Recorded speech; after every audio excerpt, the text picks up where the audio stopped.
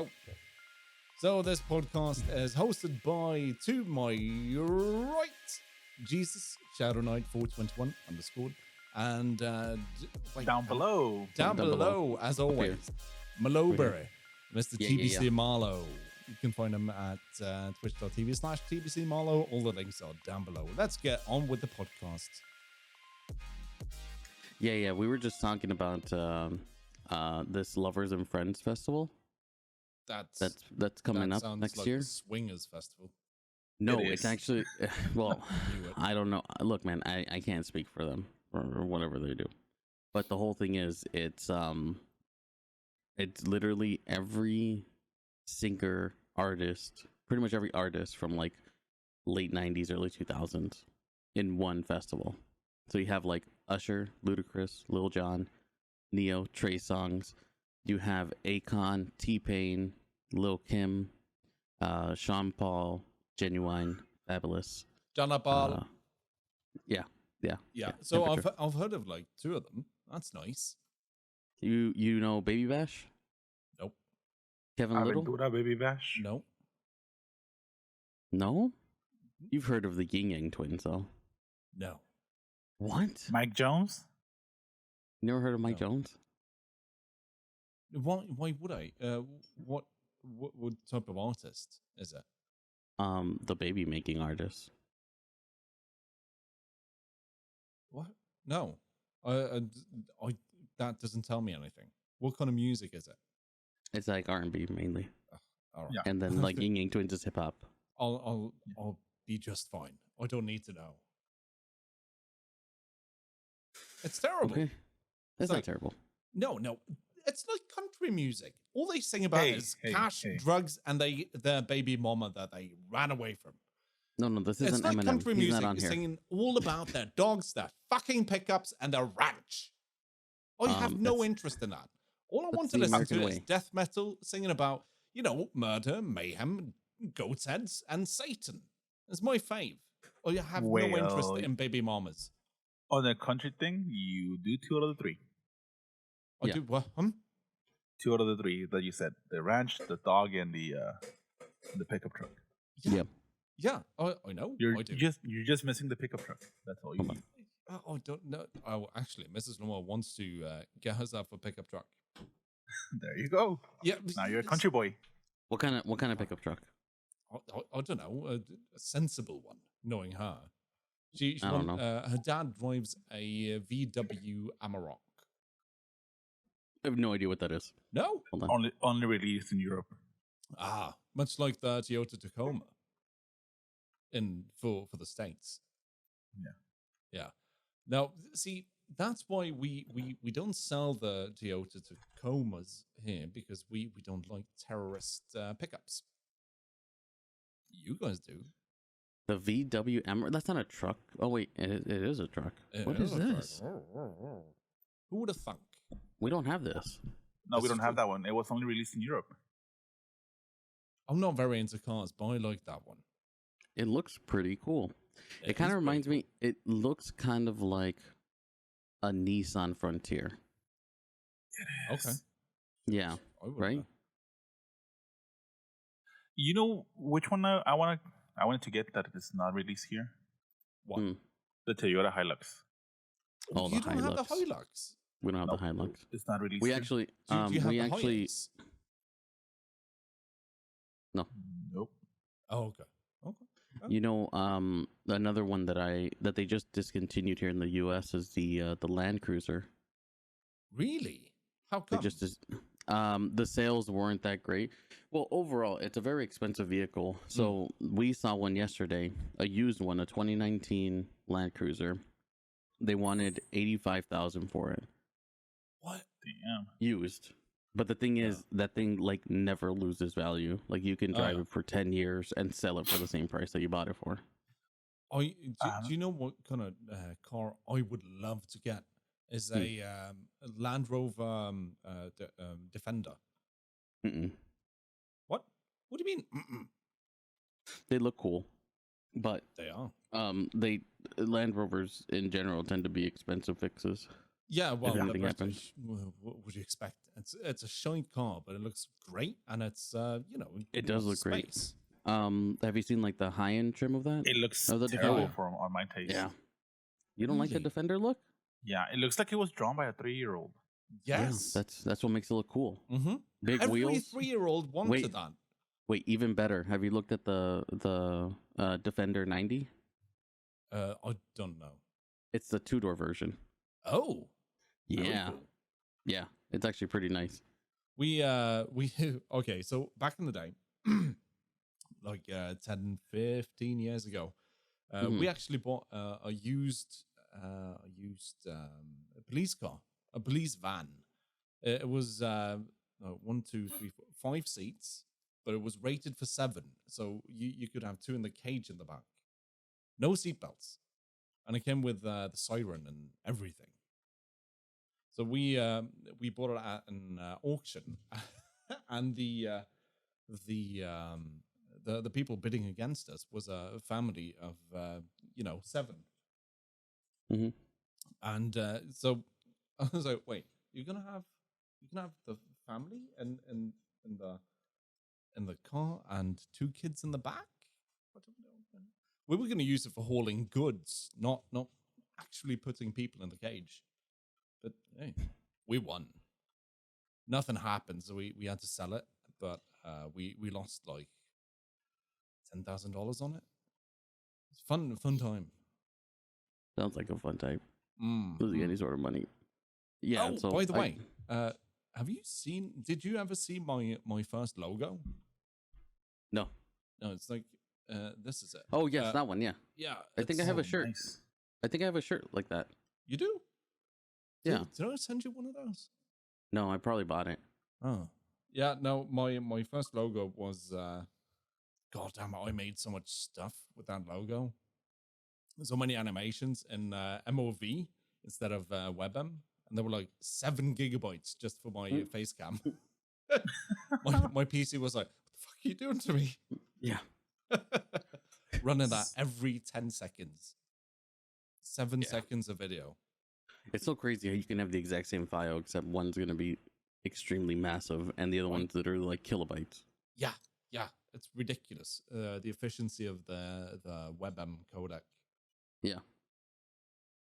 Actually, with before 3-minute videos on TikTok, that's how people put longer videos on there.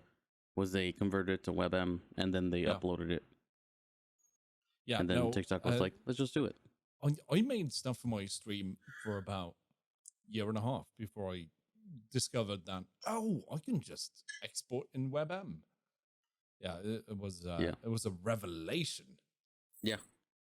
You had a massive like 8 gig HDD just for You have no idea that spinner was like 7,200 RPM constantly.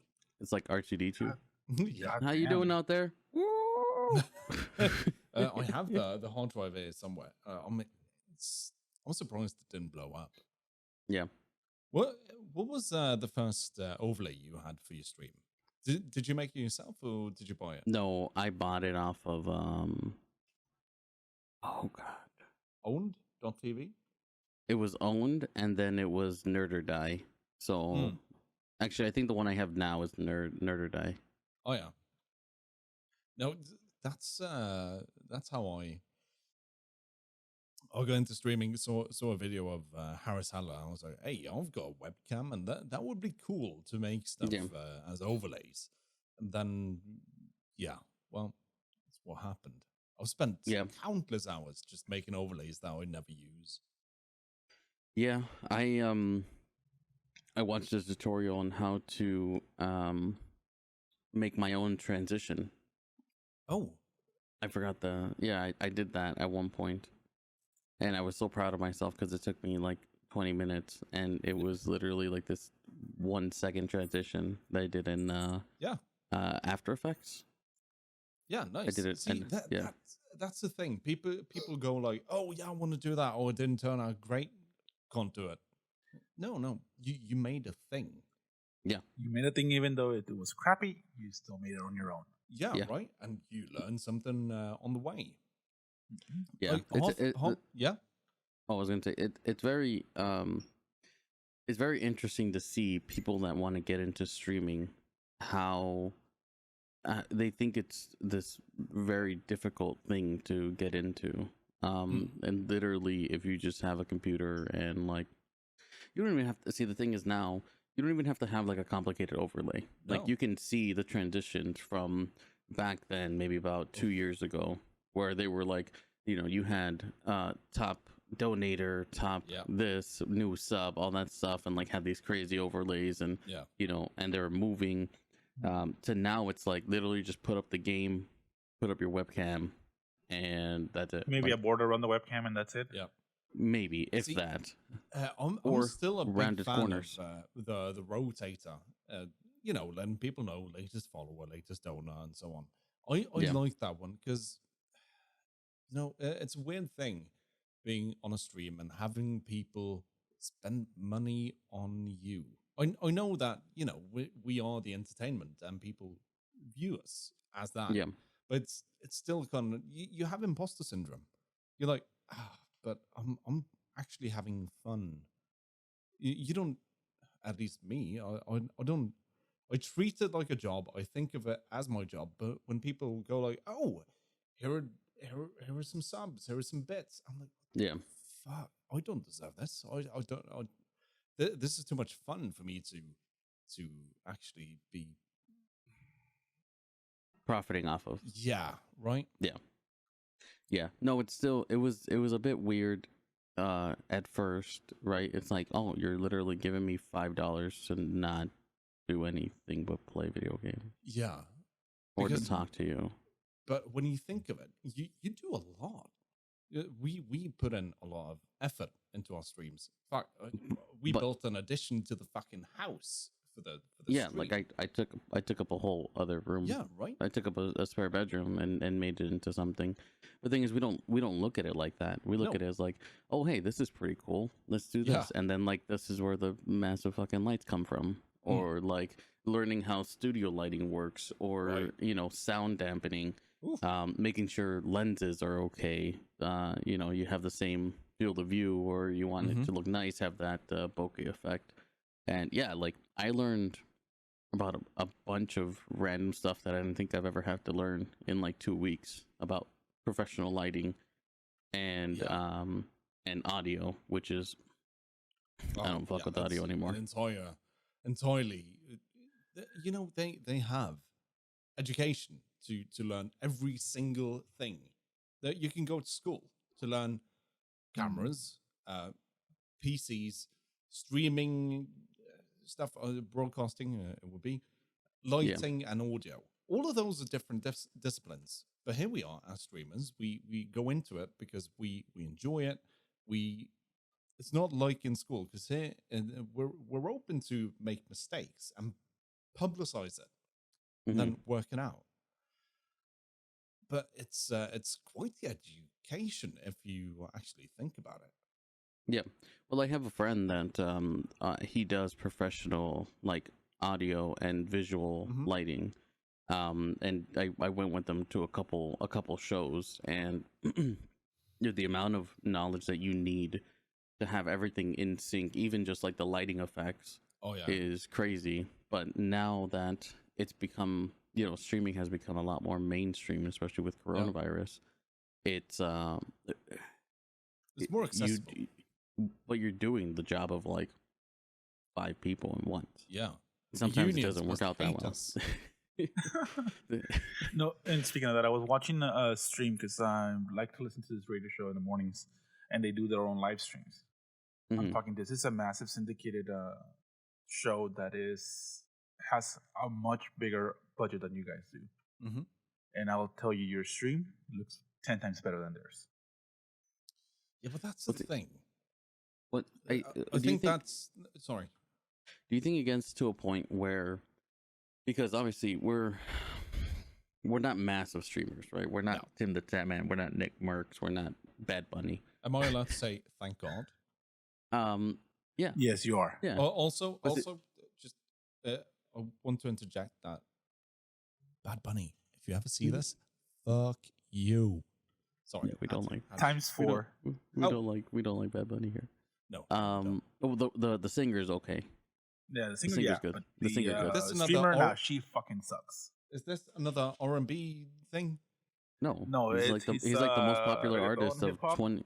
Yeah, he's like the most popular artist of like 2020 and 2021. Yeah, all the chicks want to have his baby. No. Yeah. What kind of music is this? Thank you. Also, I'll Spanish. get coffee from the side. What kind of music is this? Q coffee on the side.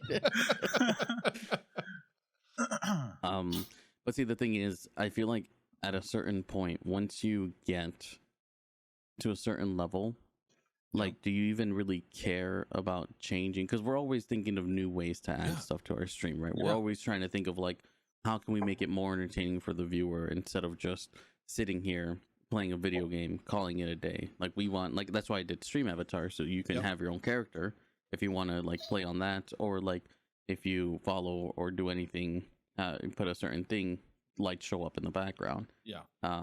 But if you look at these bigger streamers, it's, dude, like going into one of those chat rooms, like you don't you're not even there for the chat at that point. Nope. Because it's going so fast that there's really no point unless you're spending money to highlight your message. It's not gonna get noticed. It's not gonna get read. No one's gonna care. That's why I love Dr. D.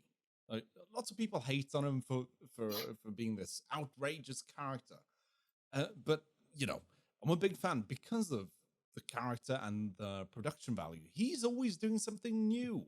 He's created this entire universe where he's the king, like, where he has the stadium and he's got all the Lambos.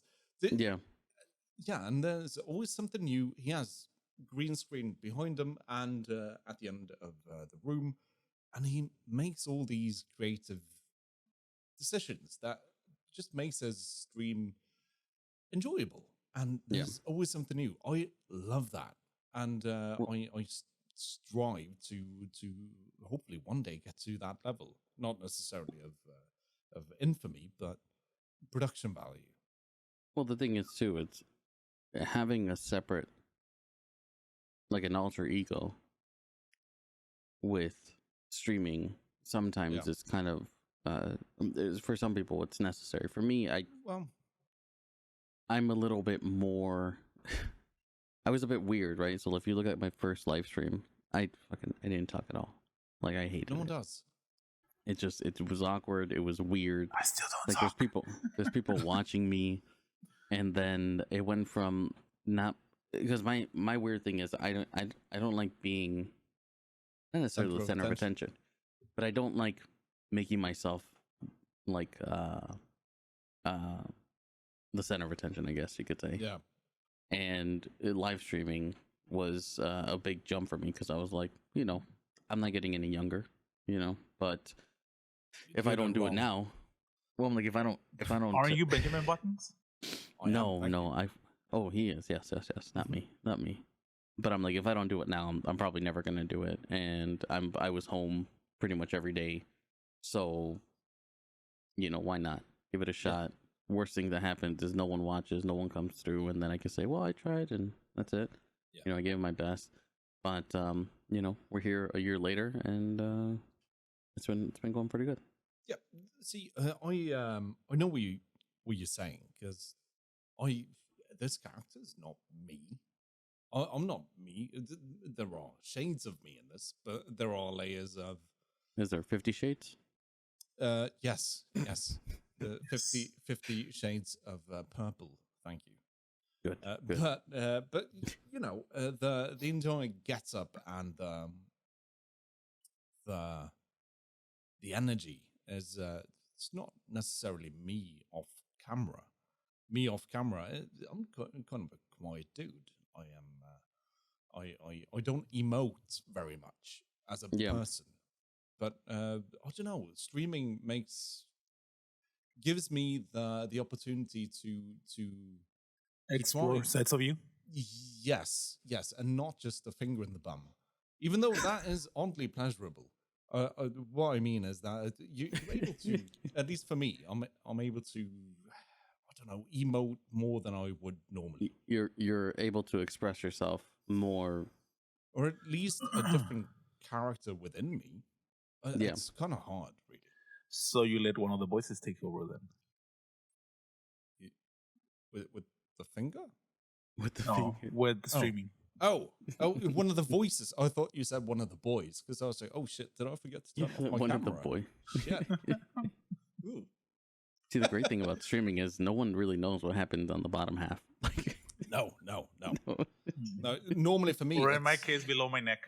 Below. Oh, yeah. Yeah. But for me, sometimes the dogs get underneath the desk, and if one of the dogs is being yelled at, Kiri, she comes under the desk and she tries to oh, I'm sorry, I didn't do anything. I'm like, what the fuck? I didn't even talk to you. And she just goes nose first, like right into my cock. And I'm like, ugh. So if you see me just go, it's just a dog in the dick. She doesn't bite though, thankfully. No, can you imagine? Have you seen? Have you watched Donut Operator? No, I've seen a couple of his things from that. Yeah, he's you love that dude. He's and so amazingly handsome. I'd let him mount me in a manly fashion, but that's besides the point. There have been so I watch him and I get recommended a whole bunch of police videos, and sometimes you just see a Belgian Malinois just darting across a field and just going and just biting someone's what looks like his arm off. Yeah. Imagine getting one of them in the dick. That actually reminds me of a joke. Oh, okay. So, in the news, it comes out that a gorilla escaped out of the zoo. Yep. The gorilla is super aggressive. So they say, Harambe? if you spot the gorilla, call this number. Guy walks out to his backyard and sees on the tree that there's the gorilla in the tree. So he calls the number. A couple of hours later, a guy shows up in the truck and he gets down a crate with a chihuahua in it, a shotgun, and a baseball bat. And he tells the guy, okay, when I go up, I'm going to go shake the gorilla out of the tree, and the chihuahua is going to run at it and bite him on the dick. Okay? Here's the shotgun, and I'm going to go hit him with the bat. So he goes up to the tree, and the guy yells at them. And what's the shotgun for? Oh, just in case I fall down first, you shoot the chihuahua. all right. It's funny. Actually, Charlie, because he's still learning. Whenever he gets too excited, he likes to bite. And we've had a couple of run-ins together. So yesterday we went out, took him out. He was super excited, running around, and we're like, okay, cool. And I know where this is going because he does this. So he starts like getting close to me, and he tries to I didn't realize. I thought he just grabbed my shirt and started pulling. But then this morning I wake up with like a giant bruise. Well, not a giant bruise, but I wake up with a bruise on my stomach from where he actually got his front teeth to pinch. Yeah, so that's fun. Yeah, and I also have a hole in my shirt now, so that's cool. Yeah. Luckily, our dogs don't bite. Kiri, when she gets a hold of flesh like a finger or something, she's like she knows she's not allowed. Yeah. Vessel, on the other hand, she's a feisty one because she doesn't bite, she nibbles. So the other day, actually yesterday, before the stream, I was before your stream. I was playing with Vessel in the kitchen. I was like, and bent over, and dogs like to sniff ears. So she goes up, sniffs my ear, and I'm like, hoo, hoo, hoo. And I just feel these two teeth just go in my earlobe. And I'm like, no. It's not like she bit hard, but, she latched on and went back to the floor. Yep. Essentially a very efficient takedown. There's no no. So my earlobe is kind of sore today. She was trying to give you a piercing, dude. Funny thing, I actually used to have a piercing by accident. Because we have this this zoo amusement park thing just in town. It's always big, and they have this theme of well, part of it has a theme of pirates, and stereotypical pirates, they have a ring in their hair. Mm-hmm. So when I was young, I begged my mother, can I please get one of those rings? And it's it's not, you're not supposed to put it through a pierced hole. It's just a thing you latch on. Yeah. I didn't know, so I was like, all right, this is how people get piercings or pierced ears. So I just went and shoved it through my own ear. I was like, oh, that hurts. She's like, no, it's a clip on. I'm like, no, it's what? Yeah. So I was an idiot. Still am. You learned, right? You learned, right? Oh. About my ear, yes. Okay. Not being an idiot, no. It's no fun if you're just smart all the time. Yeah. Once in a while would be nice, but Do you have any other piercings? No. Wow. I have a bunch of tattoos though. Have you gotten any other piercings before? My skin's been pierced a whole lot, but no piercings. No, I was never not by some guy at a bar with a knife. I mean, like, it was not a bar, but yeah, okay. Okay, got it. Okay. Got stabbed in the shoulder once. They robbed us. Can't say too much because there was a whole bunch of illegalities involved. But yeah, I got stabbed by with a fruit knife. Not a big one, just a paring knife. Yeah, it was. It hurt a lot more than I expected. Not at the time, but afterwards. I feel like getting stabbed in general is not a pleasant experience. Dude, at the moment, I didn't feel a thing. I just went like, oh, he punched me in the shoulder with a knife, and now I'm on the ground. Just lay here, just wait till they leave. And when the adrenaline gave up, I was like, just, you have a hole in you. Yeah. Well, there's an extra hole. There's a theory. Well, not a theory, but it's kind of been. They did research on it that when adrenaline's running, you don't actually feel a ton of stuff, which is interesting. No. But that's why they always talk about, like, let's say police officers, when someone's they have to shoot someone. Yeah. They're like, well, why'd you shoot him 14 times?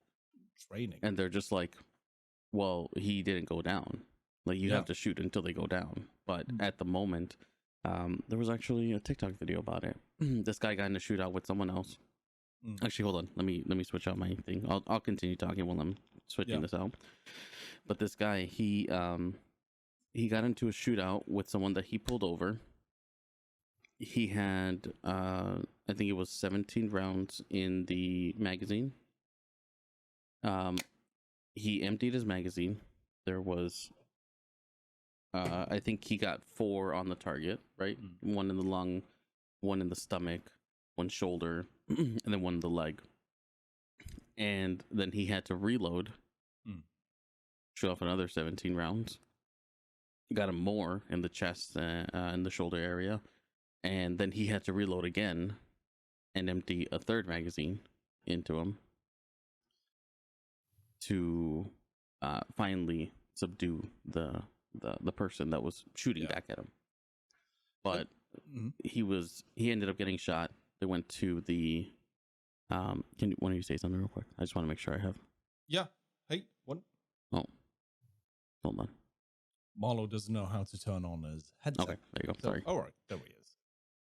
What was that? Nothing. Continue. Okay, interesting. So he was at the hospital. Both of them were at the same hospital. He was getting treated for, like, non-life threatening injuries. And then the doctor went over to the victim, the suspect, and he's like, "Why did the police officer have to shoot him so many times?" And it's just like, well, thank you. What is this? Dirty milk. Why is it brown? Chocolate milk. Okay. For those of you just listening, Malo just received coffee from well, I assume is dirty milk, but he calls coffee from off camera. Yes, I did. You got coffee too. You go like this. I should have done that. Yeah. Actually, I did do that. Proper coffee. Don't want to spill it. There we go. Yeah, I'm showing how black it is to the camera. But Malo's like, you're not supposed to drink coffee with a fucking straw. Drink it like a proper person. God, don't call it coffee. It's chocolate milk. It's a milkshake. Yeah. What did you get handed, Malo? I don't even know. No. Read the label. An ice cap. There's no label on it. There's no label? No, it's Tim Hortons Camp Day. Oh, okay. This makes no sense to anyone not from the US. Not from this makes no sense. Area, actually. This makes no sense to anyone not in the area. Tim Hortons is actually a Canadian coffee place. That I know. Why do I know that? Tim Hortons was part of a TV show, right? Oh no, Dirty John. Did you guys hear about that? Mm-mm. Dirty John is a story about a con artist, essentially, who scammed women, and it was bad. But I don't remember the story. The story is not important. Okay. The funny thing is that Tim Hortons was mentioned like every third sentence because everything revolved around a Tim Hortons. Not that anyone worked there. It's just Tim Hortons was always around. Well, they're very popular. I think it's throughout all of Canada, if I'm not mistaken. Yeah. But because we're so close to the Canadian border, they actually have places here. So they have them in New York State. I think they have some in. I think they're expanding to Ohio, and they're pretty popular. I prefer Starbucks personally, just because I'm bougie AF. So it's not bougie. It's terrible low-end coffee. Look, mixed according with to terrible low-end milk. Overpriced. Overpriced, definitely for sure. But according to economics. What? Whatever fact you're about to say, I'm not going to believe you because you can't pronounce wherever the fact's from. Economists. My point. With an ST. Economist. Economists. According to them, they're just or like the boomer generation. I can't afford a house because I buy overpriced coffee. Yeah, and buy too many avocados. Yeah, avocado toast and Starbucks. Yeah, that's my downfall. I read about that. It's that's ridiculous. But also, see, what are we? Generation X? No, wait. I'm considered a millennial. Yes, we're all millennials. Well, I am. I don't know about you guys. No, I am. Because millennial is from 1982 or 4. No, 1987, 84 or 87? 84 and on till 90 something. Yeah, so I think it's 84 to 97 or 96. Nice. But see, I'm closer to Generation X than a Generation Z. But I saw a video about crazy things Generation Z says. And I'm like, how does no one ever think? Like, what happened to all the minds in the world? Like the boomers, they grew up without the internet. They were just lied to, and they took it as fact. And they messed up the economy in the process. They sure did. You know, you could buy this house. You could buy with a yearly salary when it was built. Now it'll be just about 14 years. If you just save your entire salary, 14 years, you can buy this house. It's insane. Yeah, it's ridiculous. But that's the thing too. It's like there is that huge divide in terms of with the rise of inflation or the dollar being worth less and less every day, the minimum wage doesn't follow suit with that, right? Yeah. But the wages here have increased tremendously. We can afford a lot more than we could back in the day, but the housing market is just shot through the sky. We expected a bubble, but it hasn't burst yet.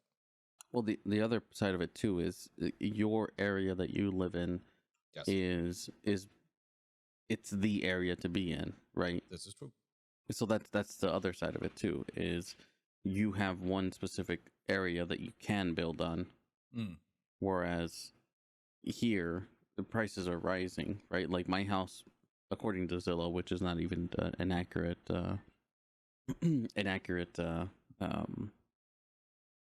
gauge, really, but it's showing my house went up 60,000 in value within the past year. Yeah, which is highly unlikely that it, but you have houses like this that are selling for a crazy amount. Actually, we know someone that just bought a house, and he had to offer, I think it was 60,000 over what they listed it for, just to get it. Yeah, that's the thing. The apartment I had before we bought this house, that just stood still because it was at the lower end of the scale, so that doesn't move very much. But houses like this with a humongous backyard and the moats and we had to buy the alligators, but that keeps on rising. Yeah, should have told me I can send you some alligators from our side. No, we already got some, but I should have asked you. I realize. Yeah, I got some nuisance over here that I need to get rid of. You got some what? Nuisance alligators. Ah, yeah. People just tend to feed them, like they throw dead bodies in there and have them. It's very efficient. It is efficient, but at the same time, it makes them a nuisance that they want more food. Yeah. But hey, see, people try to blame me for the missing solicitors. I'm like, no, it says no soliciting on the other side of the moat. No trespassing. And still they try to swim across. I'm like, do you get paid enough? No, you don't. And I'm not going to buy anything. Good luck swimming back, you cunt. No one ever gets it's not worth it. Not worth it. No. But then again, at least if they get through the first line of alligators and the barbed wire, I do offer them coffee. It's laced with cyanide, but at least it tastes nice. Well, it's a good way to go. Yeah. It's weird if you stay awake long enough to experience the foaming because the cyanide comes out and burns your skin. Or at least that's what it seems like as they gasp for air and the light dissipates from their eyes. I was thinking more of like Breaking Bad with the ricin. Oh, yeah, no, that's too expensive. I grow poppies. Yeah, but ricin is like, you don't know what it could be. Are you sick? Maybe. Get some nightshades. They're better than that. Oh, yeah? Yeah. They'll put them to sleep first and then they'll wake up. Yeah, but do you get to see the panic? No. Yeah. It's lost cause then. It's no point. Too much hassle. Yeah. And besides, they look great on your garden. Yeah. The purple flowers all around the house. I'll let her know. But, I need, why do you think I have so many cameras? The spank bank needs to be full. Sorry, random fact, because are you okay?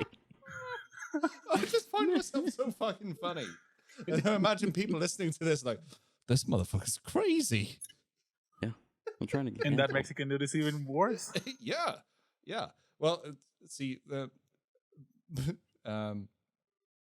reason why this is where you want to be, back to the housing, forget the moat, but back to the reason why this is where you want to be is because we have oil and no deserts, so we're not going to get invaded. You sure? Yeah. Hey, come on. No one tries to invade Russia in the winter. Well, that's because Russia's Russia. And we all know, didn't they? We essentially have winter all year long. Oh, yeah, but Russia pays the U.S. Norway doesn't. No. Russia doesn't pay the U.S. They control the U.S. It's different. That's different. Right. Also, we have the head of NATO. So? That don't mean nothing. We have NATO. Yeah, that doesn't mean nothing. The US doesn't have anything compared to NATO. We have what would you do without consumers? We have the military background. Well, yes, you do. So yeah, we're literally the guys protecting your guys. remove or alienate all the countries that provide you your wealth. It's crazy when you actually think about it, right? Because there's a YouTube video that I watched on how geologically safe the U.S. is from invasion. Mm-hmm. Like, it's not even tell funny. That to Texas. What? You guys invaded the U.S. You idiots. Yeah. It's not safe. Well, I'm talking about from overseas. Oh, yeah. Because we have oceans on either side, and for some reason we spend a stupid amount of money on military, which doesn't make any sense. But hey, you know what? I think Norway needs to be liberated at some point soon. So we'll see what happens. Hey, watch videos of American soldiers trying to learn how to fight in the wintertime. Because they always do that. Every other year they come over to Norway and they go like, fuck this. Yeah, you sent that video a while back. Let's stay in the desert, folks. This is cold. Yeah. We like that. Yeah, understandably. Yeah. God, no, I hate the winter. But I love it because I don't have to sweat too much. But the winter, you know what I don't like about it? It's cold. I've never seen a true winter. You're not missing out on much. So no. Remember, our winters are usually 80s, 90s. Oh yeah, that's it's true. great. That's true. See, except for last year. The thing that was a funny one. Yeah, we kind of switched there. We were okay. Yep. We were okay in the north. But the thing is, the thing that I don't like about winter is it's not necessarily the snow, it's not the weather, it's the people. Yeah, they're the worst. Like, I don't mind being in the winter, like with snow and stuff. I just hate driving to work. Like, I hate driving anywhere because people literally forget how to drive. They just make up their own rules. It's pretty much just if you can't see the lines, they don't exist. Yeah. Mm-hmm. But, come on. What are those lines? Yeah. But, it's like a country's borders. You guys don't care. Yeah, no one cares. They're just made up. What do you mean this is Pakistan? There's no line in the desert. Where's your wall? It's really more of a guide. It's not really like set in stone that's where it ends. It's just it's kind of like, hey, you maybe don't want to go over there. Yeah. But doesn't mean you shouldn't go over there. Okay. Monday. Yeah. That's how we ended up here in the US. Yeah. You were like taking a casual stroll through the desert. Yeah. And all of a sudden a guy in a cowboy hat and a pickup truck comes to you and says, hey, do you guys want to build a house? Like, get in the truck. No. For me, it was like, oh, you're in San Diego. Nice. Oh. Yeah. Oh, you went that route. Okay. My parents did, yeah. Yeah, it's crazy. There was a giant migration from everyone in my parents' hometown to Los Angeles in the 80s, I want to say.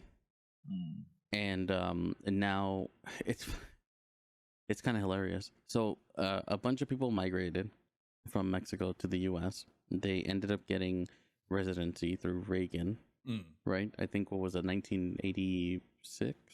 85, 86, somewhere in there. Yeah.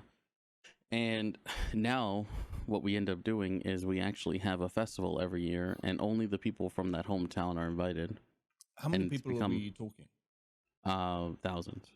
Because now you have like family that moved over. Yeah. You know, once you get your citizenship, people like relatives can apply, immediate family and stuff like that.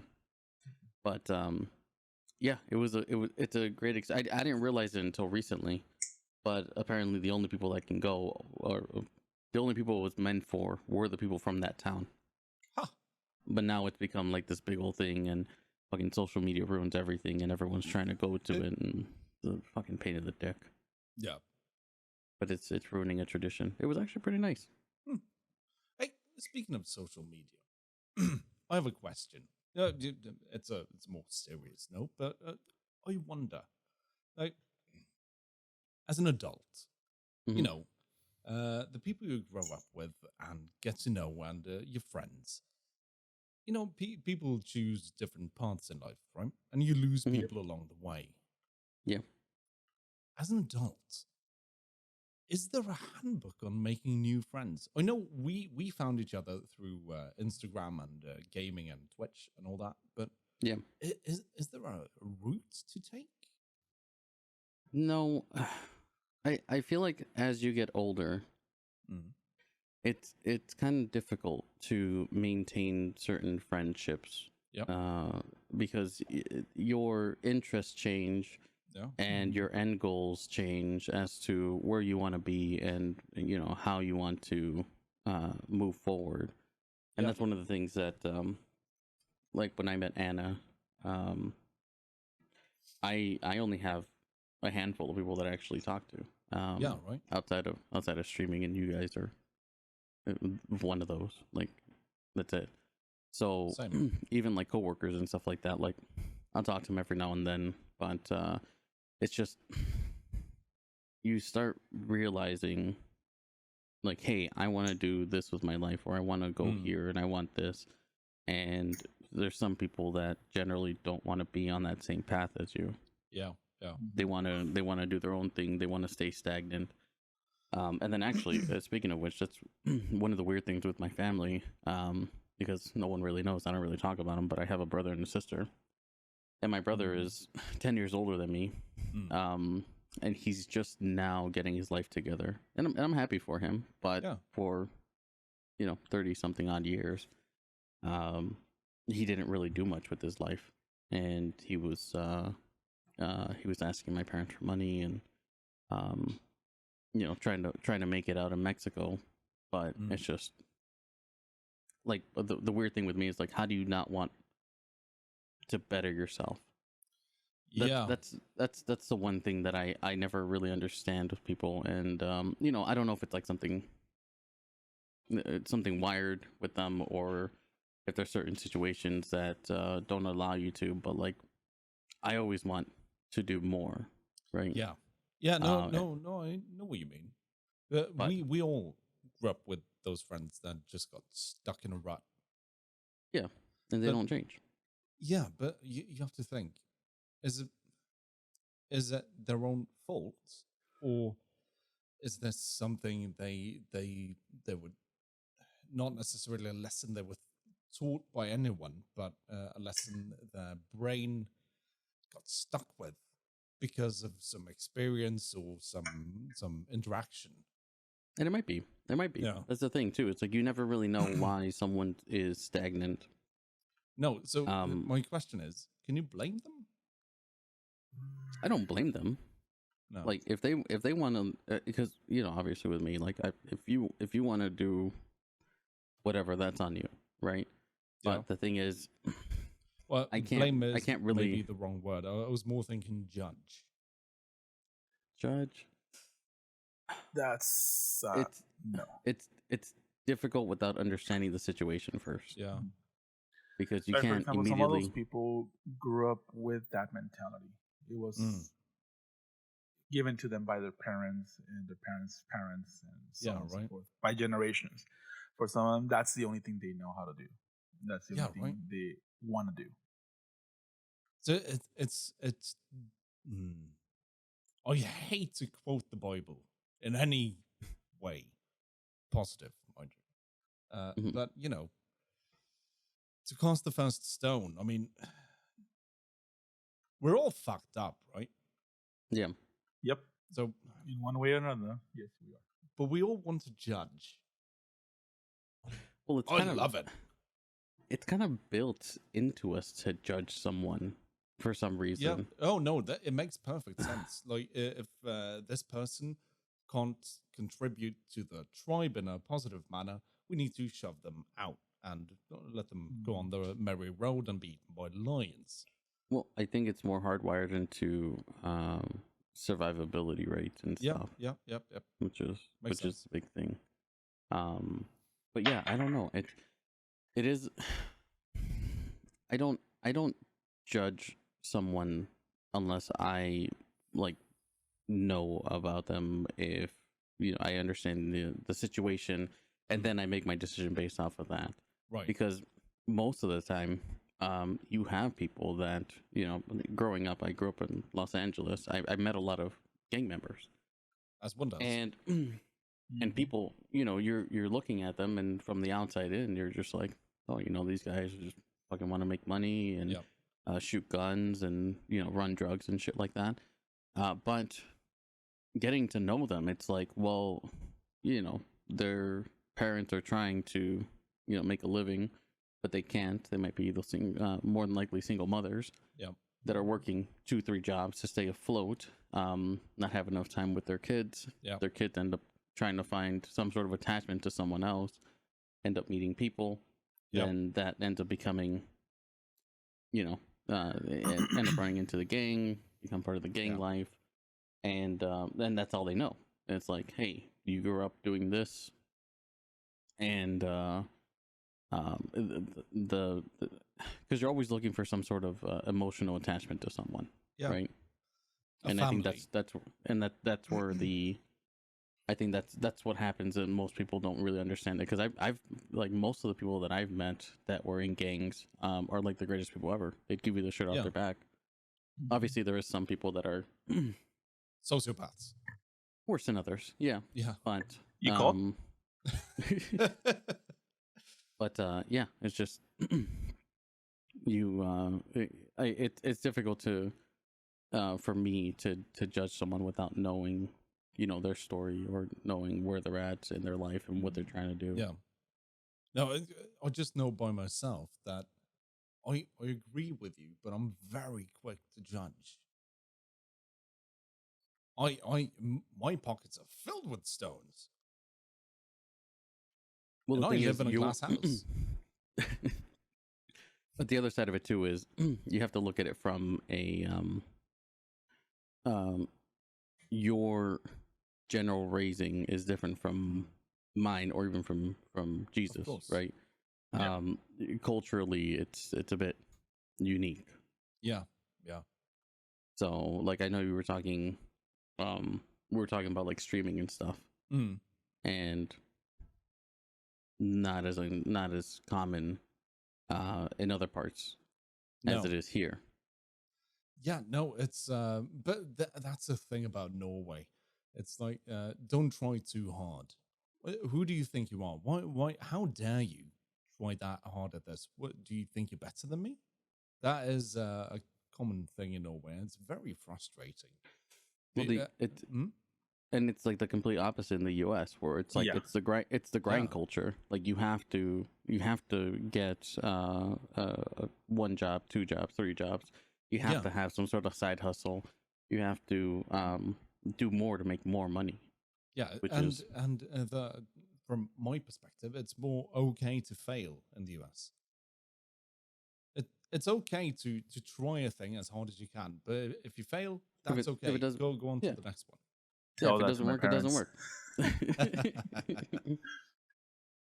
But so culturally, it's different because here it's more like you have to do something else. You can't just work the 9 to 5 and be okay. You people are always asking like, well, what else do you do? Yeah, or well, like here that's fine because most people make more than enough money to do whatever they want. I mean, working. I had a friend who worked as a cashier at the local grocery store. Just took a month off, went to Australia, just lived at hotels, traveling around and paid for the apartment back in Norway because people make enough money to survive and have a good time. Well, with here it's like insane. My mom, she's worked at the same company for, I don't know, she's worked there longer than I've been alive. So I think we're going on 40 something years now. Yeah. And she has, I think, like a month of vacation. Yeah. After working 40 something years. But the standard is mainly 2 weeks. She built up vacation. She built up vacation. So she started off at a week and then slowly after so many years, you get another week and stuff like that. That's rough. Yeah. That is rough, though. Yeah, I Like, mean, go ahead. yeah, I mean, here you have the laws. If you work in a store where you're expected to sometimes work the weekends, you get 5 weeks of vacation. If you have a steady 9 to 5, Monday through Friday, you get 25 days. Yeah. Yeah. No, here it's like I have 2 weeks. And I can't even use the 2 weeks together. I have to do 1 week at a time. That's crazy. But even that is horrible, when but it's true. Yeah. But even like in my situation, right? Because I work in sales, even when I'm on vacation, I'm still taking calls, or I'm still, because it's more ingrained that you have to continue working no matter what. Yeah, because like you don't have to. You work to live. Pretty much. There you live to work. You Here live to work. we Yeah. work to live. But it's But you starting have more to opportunities. That's the thing. Hmm. Well, essentially, in the greater sense, the US has more opportunities. Yeah, but then they also like to not necessarily abuse that. But companies it's more tend to, grab the opportunities assholes they about it. have. Yeah. Mm. It's just it's one of those things that's ingrained into you, though. Same thing with going back to that grind culture. You can't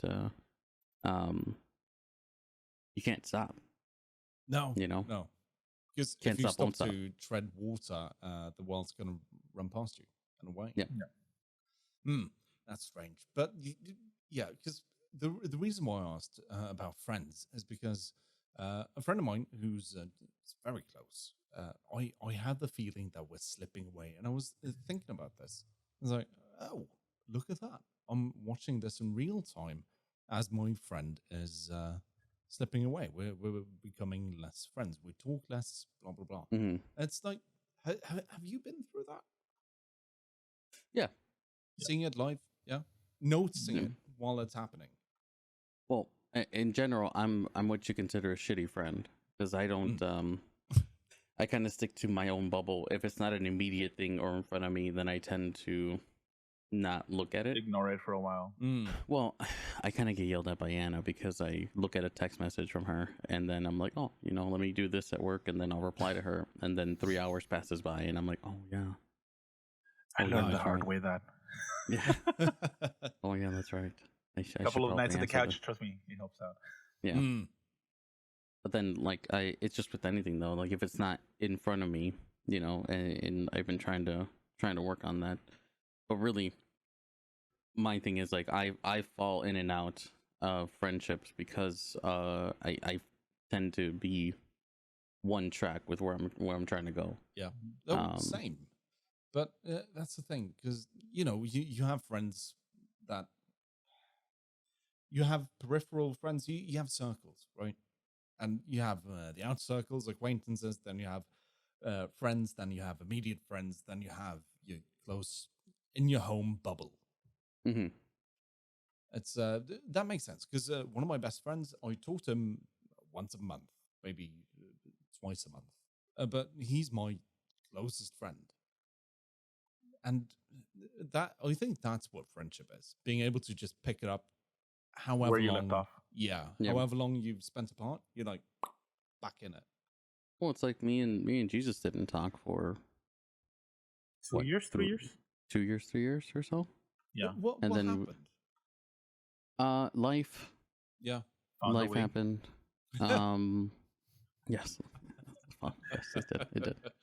But yeah, it was just like I said. It was just one of those things where me and Jesus would play video games pretty much every night, and we talk and stuff. And then I stopped playing video games for a while, and then when I started getting back into it, and he was there, and we were friends on Facebook, he saw that, and we kind of rekindled that fire.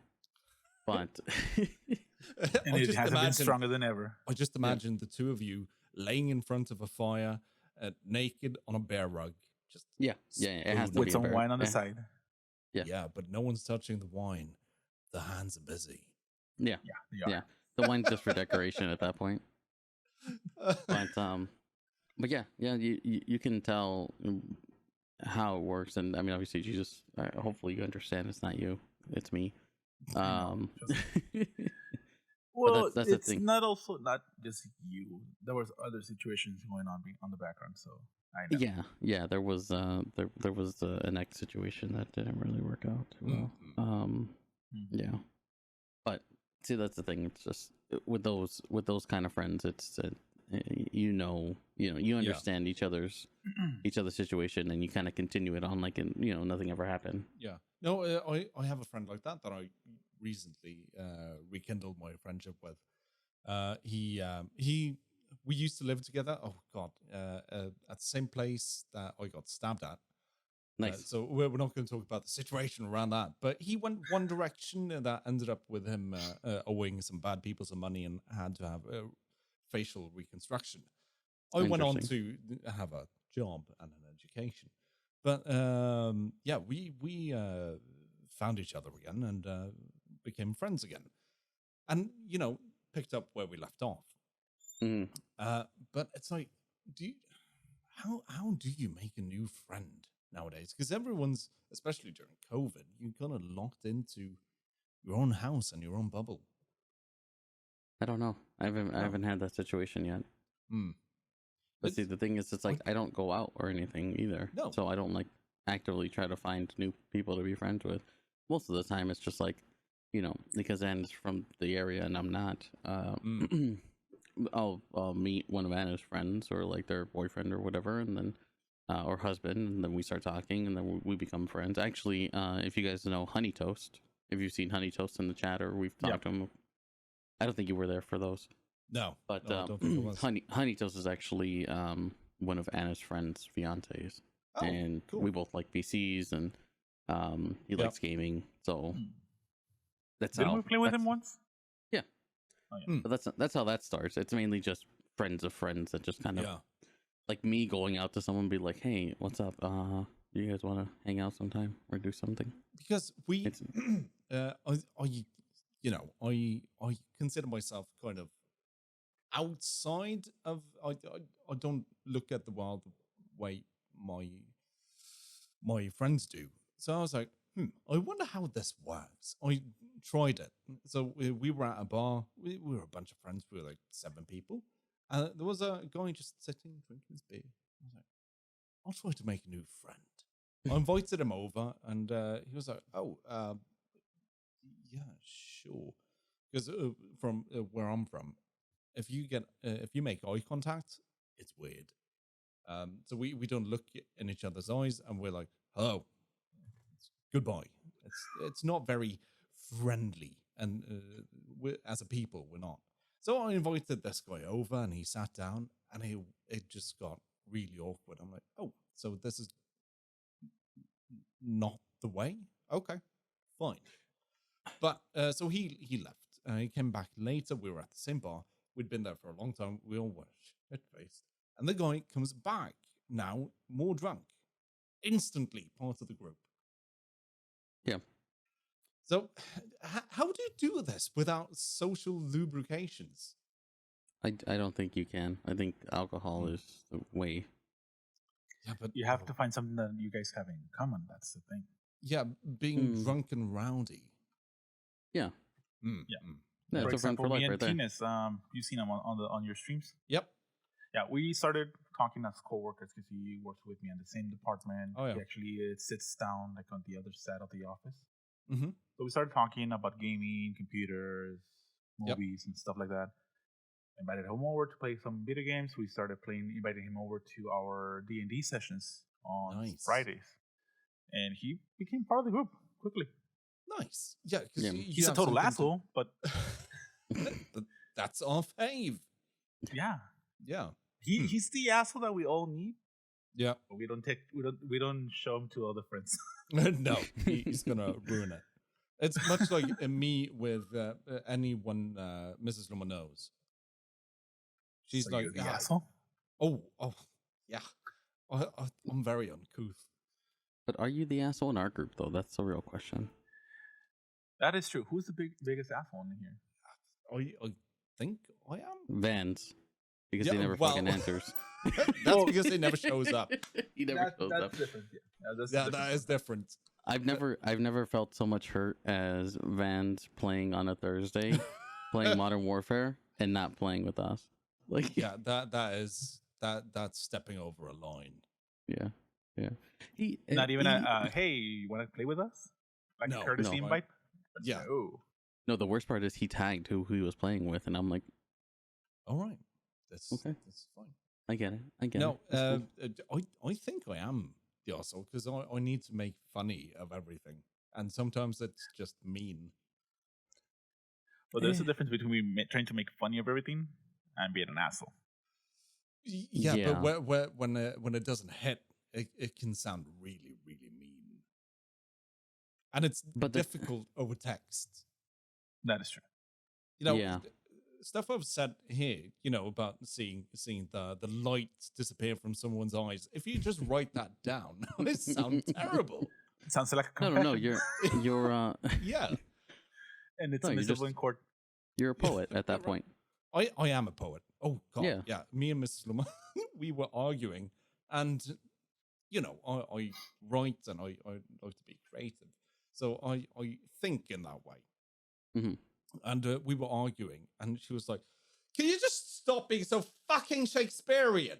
I'm like, "What?" Because apparently I was weaving a story and speaking in a way that sounded very theatrical. I can just imagine you. Were you also singing works for art for somebody else? Yes, and I was wearing breeches. Nice. Yeah, I can just imagine in the middle of an argument with her, just being like, hold on 1 sec. Let me just write this down. Okay. All right. Here we go. All right. You bitch. No. Okay. How dare you? No. You get the skull. out. Something is rotten in the state of my home. Yes. I can knocking at my door. Theatrical. No? Just wait to see my shorts if I ever get around to making it. It's very theatrical, and it's okay. So I told you guys before the recording started how about the shorts, and it starts with a guy laying in his wedding bed with a shotgun in his mouth, looking over to his left where his wife has blown her head off for reasons. It's I'm very theatrical, and she hates it. Yeah, but I mean, the thing is, we are different. We actually end up being like all of us in general, like the this group here. Yeah, we think very similar, but to the outside world, we're not part of like we're not normal. No, we're not normal, and I just think that it's pretty interesting to see like we're all kind of introverts. We don't really like to talk to people outside of here, but hey, you know what? Here's 5 to 10 people looking at us 4 hours a day. Saying, hey, and it's weird because can you imagine just standing on a stage holding court and people's attention for 4 hours? No, that's a feat and a half. Yeah, that's the thing that some people don't really understand is that some people that don't know this side of it, right, where we talk about and actually doing things here, like how we're talking about for the channel. Yeah. But just like, you only have 5 viewers. You only have, 6 viewers. And someone on TikTok, I can't remember his name, but he did a bunch of stuff for like promoting positive mental health for streamers. Yeah. He's like, you know how difficult it is? It's like, just imagine 6 of your friends just hanging around you and you have to entertain them for 4 hours or 3 hours. Mm-hmm. It's like, you know how difficult that is to keep someone's attention for that long? The human mind the human mind makes a decision if something is worth watching within the first half second. Yep. Half second to a second. If it's not immediately eye catching, then that's it. It's done. And you can see it through TikTok and stuff. Yeah, and imagine just starting a movie like halfway in and deciding if you're gonna watch it till the end. No one does that. Yeah, but that's I do. exactly what happens in a stream. I like the fighting. I like the fighting scenes at the end. Yes, and that's why I failed as a trainer before. Yeah. Because honestly, it is really nerve-wracking when you have to stand up in front of an audience, whether it be 3 people, or in my case, when I was training, up to 25 workers. Well, not only that, it's like 3 people you might not even know. Like it's 3 random people from anywhere in the world that is just looking at you, and they're just like, "Okay, who's this?" I'm like, "Okay," and that's why I think kind of breaks a lot of people when they try to become a streamer, wherever that means. The content creator. Sure, but being comfortable enough with yourself to say, "This is my product. Watch it, please." Yeah, it's very self-serving, and I'm not comfortable with that. I'm not that type of person. Do you know how many? I have a stack of hard drives over there with projects that I finished, that I was happy with, but not happy enough to publish it anyway. But see, the thing is, looking at it from a different perspective, right? Yep. Going on to your stream for the first time is what made me want to do more with mine, right? Because why? Because looking at it from the outside in, you're gonna be your hardest critic. Yeah, of course. Right. But for me, I was like, oh wow, look, he has like these overlays. He has like this cool transition. I'm like, oh, I want to do something like that for my stream. Or I want to do a little bit more, make it, getting ideas off of you. And no, I think we all inspire each other that way. But no one. Well, I want to say no one, but someone does. Think about it that way themselves. They're like, oh, look at what I made. I'm so fucking inspired by myself. You have the narcissists. Yeah. But the thing is, like, I don't. You call? But the thing is, it's I'm like. not a narcissist at all. Sociopathic narcissist, eh? I'm just a sociopath. Just a little bit. Just a tiny bit. But you just, for me, like, even with my channel, or like when I set up stuff, I'm like, well, I'm not really happy with this, or this turns out okay. I'll just run it and see what I like, or, the stupid shit like, oh, my camera, the border around my camera is like this much off. It's like pixels? It's bothering off. Me. I know. The average person wouldn't even notice it though. No, but you do. And see, I think that's why people like watching you, because you think like that. You're like, it's not good enough. I want it to be better. When it's good enough, you're like, I can do more. I think that's. I think you as a viewer can notice that hey, this guy is actually making an effort to make this pleasant for me to watch, even if you don't think about it that way as a viewer. I think it still has an effect in that way. Yeah, and even now, right? Like I average between like 8 to 12. Yeah, and I'll do raids and for people that I've watched before or something like that. But I also try to find like the smaller guys, right? Maybe he has 3 viewers, 4 viewers. And just like, because the biggest thing with streaming is once you hit a certain point and you're not moving, it just makes it difficult to want to keep going after that. When you're averaging a certain amount of viewers at that point, you're just like, well, I'm not really growing. There's not really too much going on. It's like, maybe I should do something else. But sometimes you kind of need that. When you reach a plateau. Yeah. Well, it's also difficult because you want to help someone and put that motivation give them that motivation to continue forward. Like, Yeah. hey, like I said, I'm not a big streamer. I don't have a huge following or nothing like that. But if my 7 viewers can help you, in any way possible.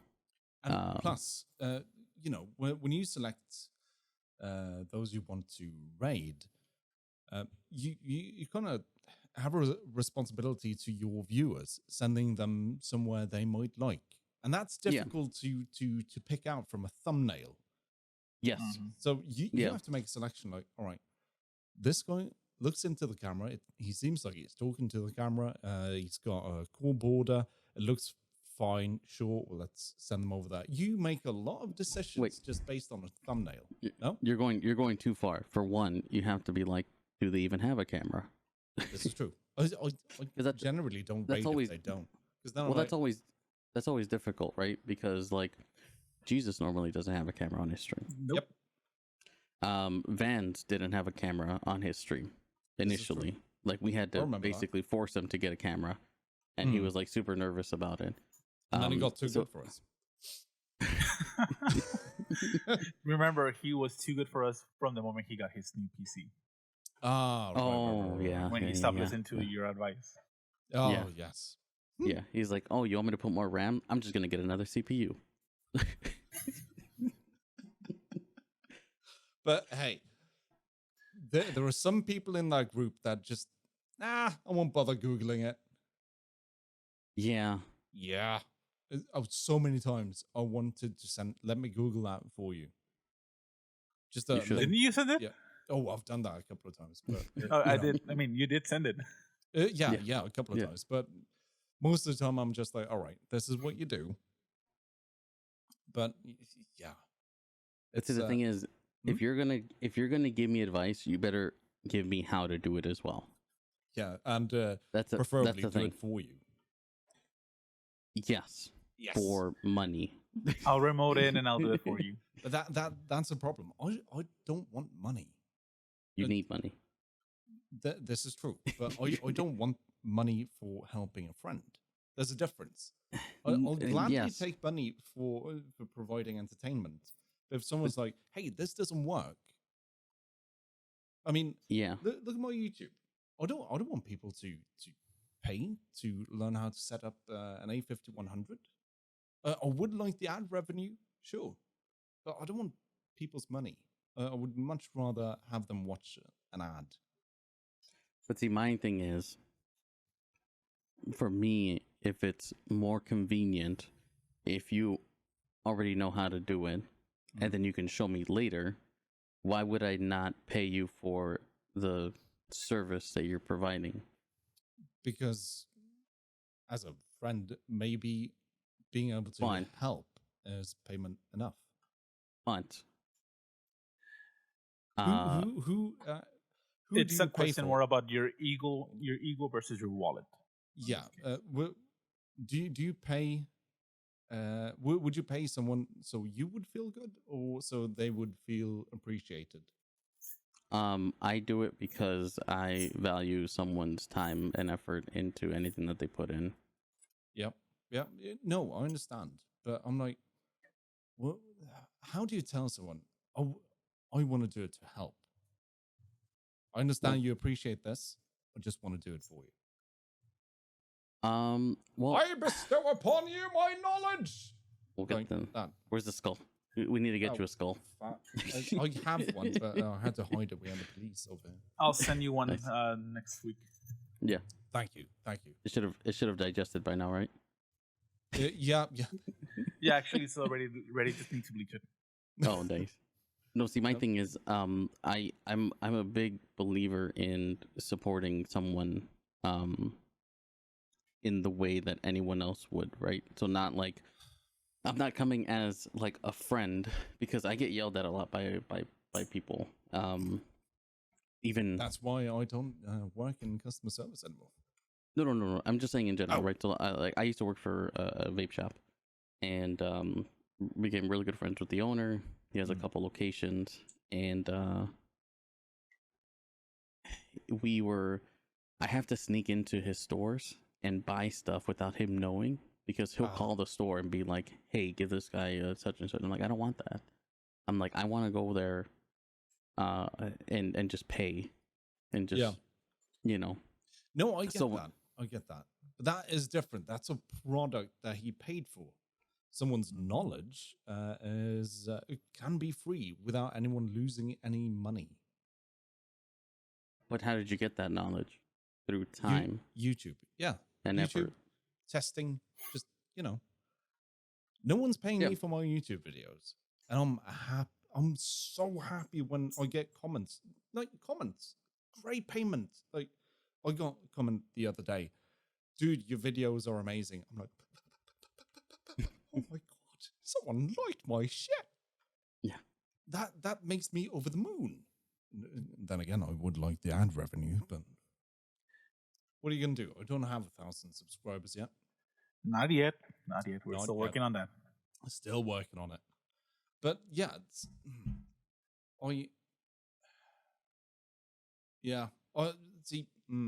a difficult one. That one. Yeah. I don't know. I just I guess the grind ideology, right? You're just like you I look at it more as like this person spent this time doing or learning about this thing. So if I were not talking to them before as a friend, would it be something that I would pay for to get done? Oh, I see. But isn't that sort of the benefit of a friendship? Being able to share knowledge. Yep. Yeah, but I don't feel right. Ah, so you're doing it for yourself? Not necessarily. I think of it as like a morally, like I don't feel right morally as like it should. You know what I mean? No, I don't. So it's about your conscience being clear. Yeah. Not a conscience. It's an appreciation for someone. That's the thing. But this ties into a theory I have. Okay. I don't think altruism is a thing. No one gives away money just out of the goodness of their heart. No. You do it for the tax break. Sorry? You do it for the tax break. Or you do it for your conscience, or you do it for the social brownie points. Altruism is bullshit. That's not a thing. That's something we tell ourselves and the world so we can feel better. I did it out of the goodness of my heart. I just want to help. Oh, those children are so starving. No. You do that to tell your other rich friends that you're so much better than them. No one does that out of the goodness of the heart. And if you don't have friends to tell, you tell yourself, oh, I am so good. Bless me. You know what? Fuck you. Don't do that. Don't bullshit me. You know what I hate? That it became a trend in the last couple of years. YouTubers or streamers or flagging your woke ship? No, besides that. The whole recording yourself while giving money to the poor. Yeah. It gets on that. Yeah, it's like I understand, but like you're putting that person in a spot where they can't refuse your money. Yeah. And they can't accept it because you have a camera on their side. Yeah. No.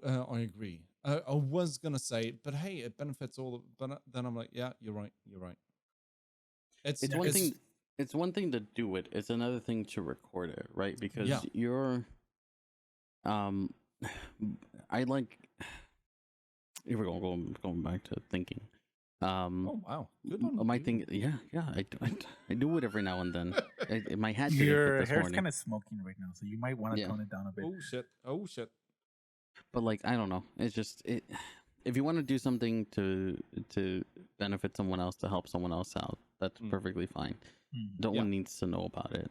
You don't have to brag about it online. You don't have to even tell people about it. It's just, if you're doing it, then you're doing it. So that's the thing. That's what. So then you're altruism doesn't do it for you. Don't do it just for you. You do it for the brownie points. That's my thing. There's no such thing as altruism. Doctors Without Borders, you get to put that on your Facebook profile, and people go, "Oh, he's a saint," and on your resume as well, and it brings you more money. Right? Well, it's a non-profit, so you don't pay tax on it either. No, right? It's. I'm like, yeah, good on you for helping people, but that circle jerk, don't tell yourself you're a saint.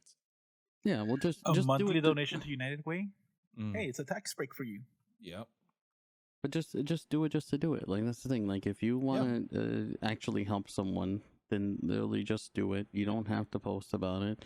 But I don't know. I'm not a big social media person. Like, I have trouble with, posting daily on Instagram or having something to say, because it's like, I don't feel the need to tell everyone what I'm doing every single moment of the day. No, it's. But we want to know.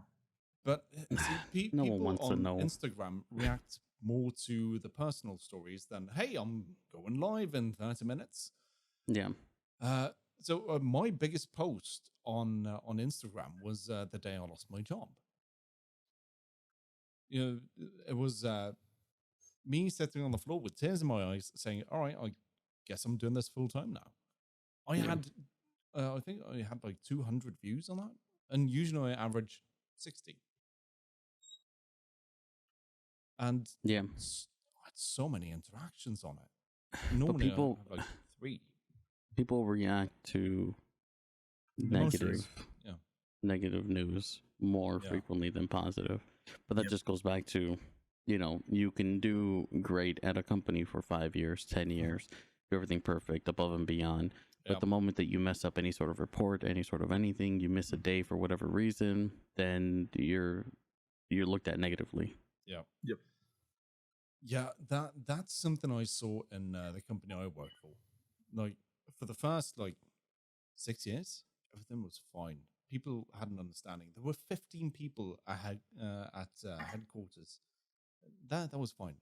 Then they got bought out by a massive conglomerate, and all of a sudden there were 1,500 people working at headquarters, and you were just one of the people on the floor. You had no influence. You didn't make you didn't make any waves. Yeah. No, that's the thing. It's just, you don't want to go above and beyond because then they expect it, but you don't want to also slack because then you're on their radar. You're on their radar. You just want to coast in the middle. Mm-hmm. Yeah, it's reminding me of a story when on my last month at the job, on my old job before I transfer over to this one. So I was the type of supervisor that would work 60 to 70 hours. A week. I was on call 24/7. If they needed something to be done in the morning, in the middle of the night, I would be the first one on the site.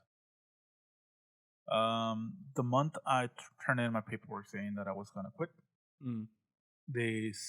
I started just doing my job. Yeah. I stopped doing the going above and beyond. I only worked my 40 hours. Yeah. Even then, I only worked 36 hours at some points because I knew I had something already better lined up. Yeah. No, when I saw when the Rona started happening, the company was super slow to react, and like I said at different points, they just didn't care, and they expected way more. And I had other positions in the company that had me working vacations and weekends and all that. So I was working not 70 hours a week. God, no. I was working maybe 50, 10 hours over. And I expected to get that back because they don't pay you overtime. They pay you in vacation days. And I'm like, all right, I make enough to live, and I do like some time off to do my creative shit. So I'm okay with that. But as soon as I started taking those out, they were like, "What the fuck are you doing? We have to pay people to cover your shifts, I'm like, yeah, but you don't want to pay me for the extra time I put in at the company. No, of course not. You can do your job in 40 hours. All right, then don't call me on the weekend or in my vacation. No. We need you to take care of shit when it happens. Well, you can't have your cake and eat it too. Yeah. It's but that was just my direct supervisor, and he was getting pressure from above him, and essentially it just gets so watered down that no one knows exactly what's going on. They just look at their balance sheet. And, they try to. The ones who pay for it are the ones at the bottom. Yeah, they try to take more and more and see what they can get away with until someone breaks, and then they're just like, okay, well maybe then now such and such, right? Yeah, but when it just someone complains to il governmente, it's if that's a word, then they get rid of them. Yeah. Yeah. It's unfortunate. But that's the corporate world for you. That is. But the thing is, it shouldn't be though. No, it shouldn't. But I don't know. I think it's the corporate world's always been profits over people. Yeah, always. They don't care how many people they break, as long as their profits are being made. Yeah. But if you look at CEO and the shareholders get paid out, they don't care if they are overworking their people, if they're underpaying them, if the conditions are not suitable for employment. Well, if you look at like there's a big even company, sexual harassment on those places. Yeah, we're actually in the midst of one of those. Yep. With Activision. Oh yeah. But you look at big companies like Amazon, right, where they have a super high turnover rate, and their working conditions aren't that great. It was so big that South Park made an episode about it. Yeah, and you know it's bad when South Park makes an episode. Yeah, but that's the thing. It's like, what are people are expected to keep doing more and more for less money, and losing their worth in the workplace. Yeah, but that's that reminds me of a great sketch. I don't remember his name, but it's a sketch about two Nazis at the front lines, and they're going like, "Wait, we have skulls on our hats, and we're gassing people. Are we the baddies?" That's what Amazon and Activision should realize. Like, wait, are we the assholes? Nope. Yeah. But oh shit. Yeah. Someone needs realization like that every once in a while. Oh, speaking of, am I the asshole? I mean, yes, you are. I consider it. Yeah, I guess so. Should we do one of them? Because I have 3 loaded up and ready to go. All right, you go. I'll go. I kind of messed up because I was too busy. Oh, by the way, Fastball actually reposted my story, so that's pretty cool. Oh shit! Oh, nice. You get some traction. A band that 4 people listened to reposted your story. Good on you. I bet you have more viewers than they do. Anyone over the age of 40, boom, got them. Going to be in my stream. Okay, so anyone over the age of 40 that likes mid-90s halfway okay music within the middle of the state of New York, yeah, sure. Good on you. No. This was new viewers who've never used the internet. This was growing up. Like, they still play it. They still play their no songs. One's listening. It's literally on 90s on 9. It's on like at least 3 times a week. Yeah, but it doesn't count if they're playing like at 5:30 in the morning. No, this is on my way to work and on my way home. Oh, it's for people who listen to the radio. Good. What is that thing you're talking about? Sirius XM. Still the radio, dude. What is that again? I don't know what you're talking about. No, right? I usually get on my car, hook up, because I'm old school, so I prefer a Knox cable than Bluetooth. Into your cassette dock? No, actually, this car does actually have a aux input. Oh, So I use my aux cable to listen to my Spotify playlist, which is always the same five songs to and from work. well, you guys are I have a playlist as well, but it's all death metal and satanicum. No, you gotta listen to the music. You gotta expand your mind. I do. I expand my mind to whenever music was great up until mid-August 1993, and then from the year 2001 and onwards. Mm. In the middle, I feel sorry for my child because she's the one that has to listen to it on the way back home. Yeah, but in the middle there, it's just dog shit. It's essentially everything's Nickelback. It's terrible. Probably one of the greatest bands ever. Yeah. Shut your whore mouth. Oh. Look. That's not okay, Malo. You're wrong. Nickelback? Not you too. I like some of their songs. I mean, yeah. All right. I'll give you this. It's catchy. The algorithm they've built is working. This is fine. What have you listened to from Nickelback? Artistry in that music. It's just him caterwailing away. It's terrible. I don't know. No, obviously you don't. Agreed. But good. I'm glad you admit it. That's with any type of music, though. How dare you? You have to find an algorithm that works for you. What are the songs that you listen to talk about? All right. Death. Or continue. Death, Satanism, drug use, social issues, religion, love, and then what do you do? Pretty much whatever you talk about all the time. Yeah. Well, top three: Satanism, death, and religion. Okay, so you take those three, you add double bass, a banging guitar solo, and what do you have? Literally everything on your Spotify playlist. Oh no! And don't forget a killer drum solo as well. Yeah. Oh, sorry, I forgot. You forgot that. I listen to a lot of Journey, The Doors, Nirvana, of course, and I said mid-90s. Also, there is some Pearl Jam in there. I'll give you that. Oh, I got a Am I the Asshole for you? What? I got a Am I the Asshole one for you. All right, go. Am I the asshole for thinking that Nirvana's not that great? Yes. Yes, you are. Okay, cool. All right. Yeah, you are. I think they're okay. Right. Am I the asshole for making my sister buy me a new seat for my car? My 21-year-old sister lives in the same house as me, 19. She was 9 months pregnant at the time of the story. It was around 6 p.m. when a boyfriend burst into my room, yelling that they need a ride to the hospital. Neither of them have cars. I, of course, obliged, but there isn't really a hospital near me. It's around 40 minutes away from my home, and since the car I own is a 1954 Cadillac Series 62, it tops out at around 80 miles per hour, which only made it longer. Long story short, my sister had the baby in the backseat of my car. When we got to the hospital, we learned that there were no complications, which I'm glad about.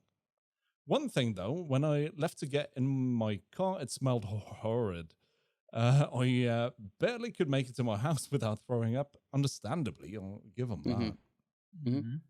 Mm-hmm.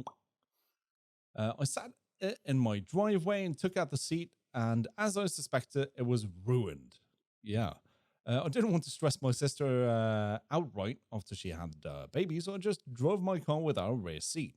After around a week, I called her asking for $835 as the seats in my car are two-tone and have inlaid material. She said the cost was way too steep. I told her that she's lucky I can upholster it myself, blah, blah, blah. So we all understand. So she turded out a baby she wasn't prepared for. She had 9 months, and she ruined a car seat. She should pay that. He's not the asshole. What about you? No, definitely not the asshole for asking that. Understandably, certain situations happen. But if you're willing to, well, not willing, but if the mess happens, I feel like you're liable. You should be able to either clean it up or replace it. Yeah, agreed. I feel like she shouldn't even. She shouldn't even, or he shouldn't even have asked though. I feel like it should have been given, be like, hey, I kind of made a mess in your back seat. Let me, can you find out how much it is to fix it or something like that? Yeah, I mean, you don't spread your legs unless you plan on paying for the damage, right? Yeah. Seeing, the baby. No, he's not the asshole. Jesus? No, he's not the asshole. Not on my books. All right. Because I did something like that to one of my friends. You had a baby in someone's backseat? No, you had a baby all over my backseat. And I actually asked him to pay for the detail and clean it up. Yeah. Oh, I had to pay a few taxis. The same thing. Anyone else have a story? I don't think I have one pulled up. I have one, but this person was not even in the Reddit. So, all right. Am I the asshole for not waking my mom in the middle of the night when my aunt came over? Story goes. My mom has always had issues sleeping throughout the night. She had some situations happen, and she can't sleep at night sometimes. She gets panic attacks and so on and so forth. One night when we were still living in Mexico, my aunt came over at 3 a.m, asking for my mom. Okay. She had just had a baby, and her baby was suffering from a fever. Oh. And the baby was crying and whatnot. She asked to see my mom at 3 a.m. I opened the door, said, no, my mom's asleep. You will have to take her to the hospital. And I closed the door on them. Next day, she calls my mom, telling that I was an asshole, that I didn't want to help her out because I didn't want to wake her up. So was I the asshole in that? No. No. I mean, no, you were not. You took care of your tribe, the well-being of your tribe. Yeah, no, I agree. Not the asshole. No, is that just I don't know. But your mother was upset though, right? No. Oh no, it was okay. It was my aunt. That was my aunt. Oh yeah, no. Upset. No. I didn't want to open the door to them and let them in and wake up my mom.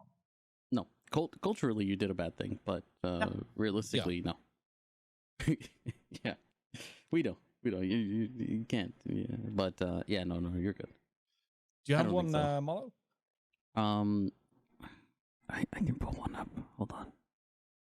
I was actually looking. You had at this the entire story.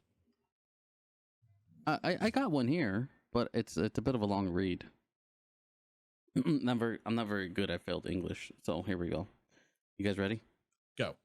Am I the asshole for not trusting my best friend with money? This is good. A couple weeks ago, my best friend, 14 years, asked me to go on a camping trip with her and her boyfriend and daughter. They have a camper that fits the child's bed and theirs. I had to sleep in a tent outside. A week prior to the trip, she said the accommodation, basically the access to the camping ground for the spot, would cost around 141 euros. Interesting. I thought, okay, kind of expensive to sleep in a tent for 6 days, but okay. I really didn't. I really just didn't. I went along with that. Fast forward 2 days before we leave the area, we're supposed to go.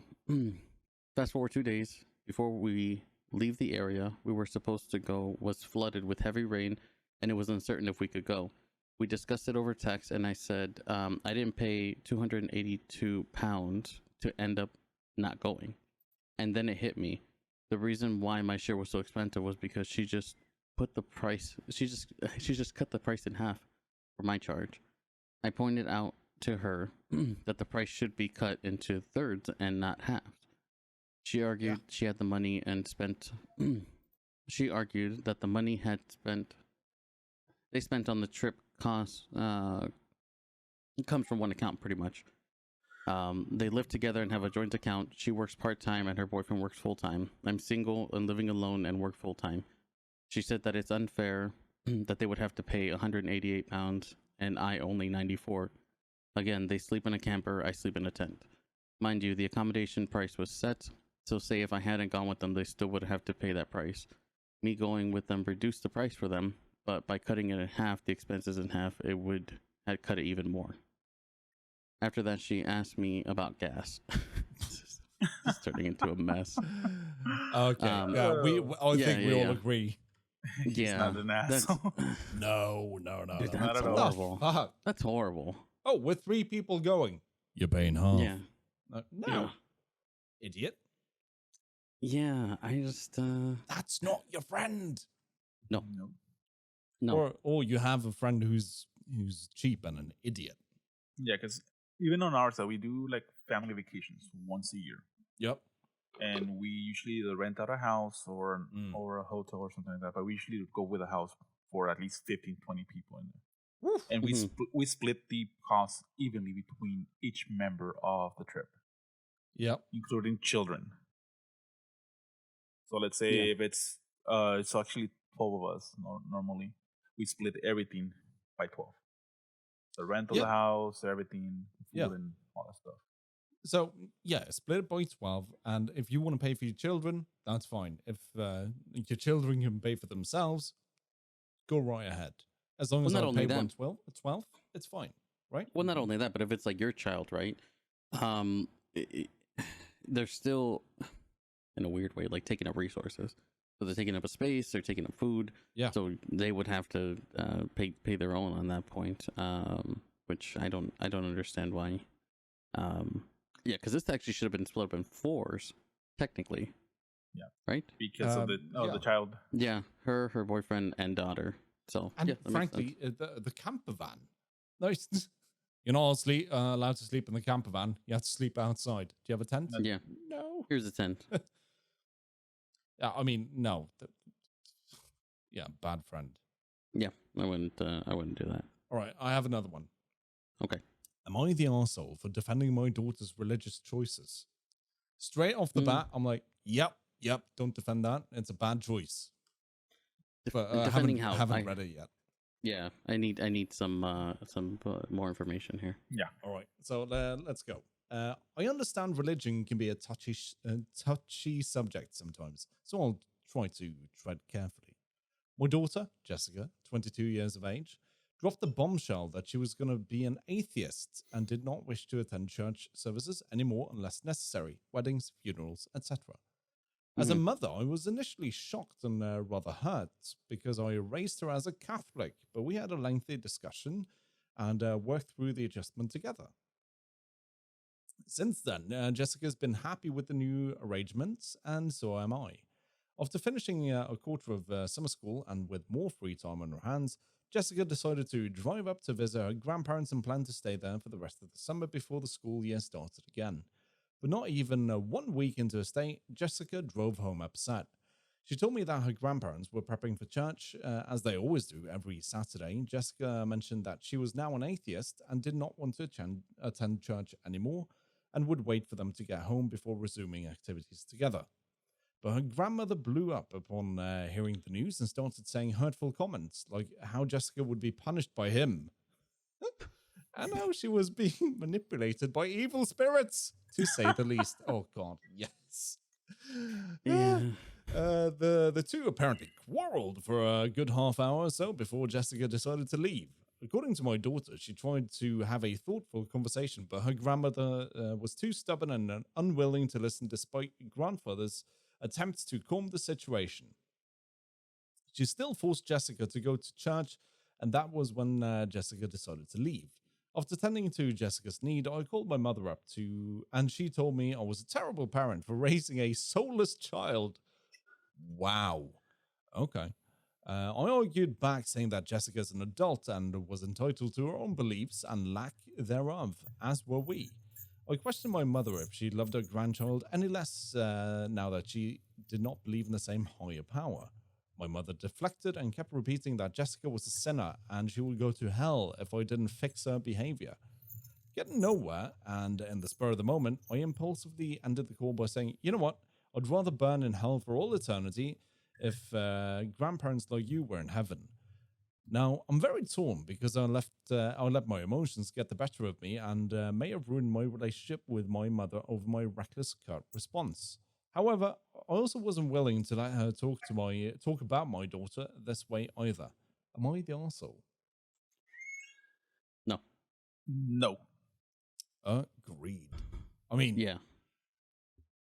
Did you guys grow up in religious households? Partially religious. Okay. Well, yeah, Catholic. Should I even answer? No. This is okay, Jesus. I was born on Easter Tuesday, on the week of Easter. Oh, Tuesday. wow. My name was given because of that.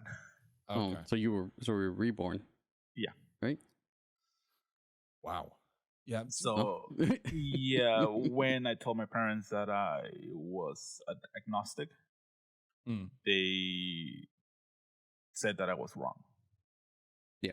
But they accepted my decision because, again, good. It's more the traditional way of thinking, right? Because my mom is Catholic and I was raised Catholic, and then I was like, you know what, I don't want to do this. Yep. Like, in all actuality, if you look into like the church and stuff, they're just so. Here we're gonna go into religion, which is great. Are we getting ready to get canceled again?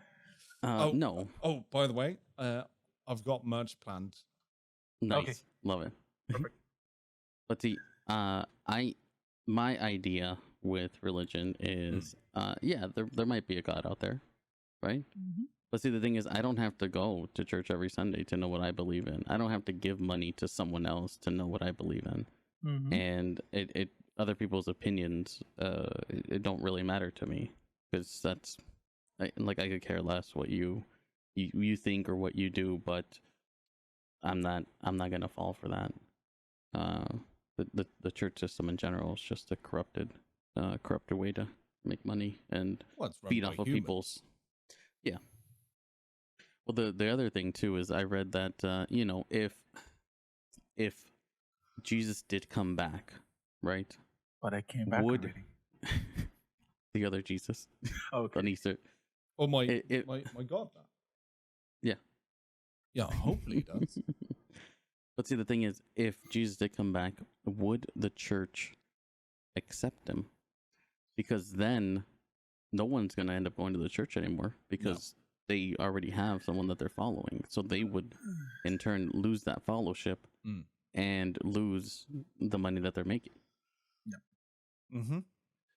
I mean, for me, religion is the root of all evil.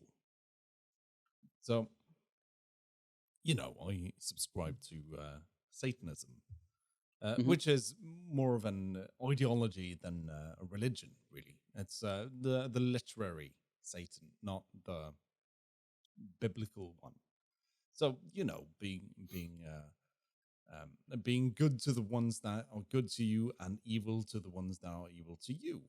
And don't be a cunt, essentially. Just live your life. Don't be bothersome. But I was raised in. My mother sent me to a Christian daycare for a long time, and long time. Well, however long children are in daycare, I don't fucking know. You'll find out soon enough, Malo. But Christian one specifically. Specifically, yes. Okay. Because they're held back because they believe in magic. But sorry, I was.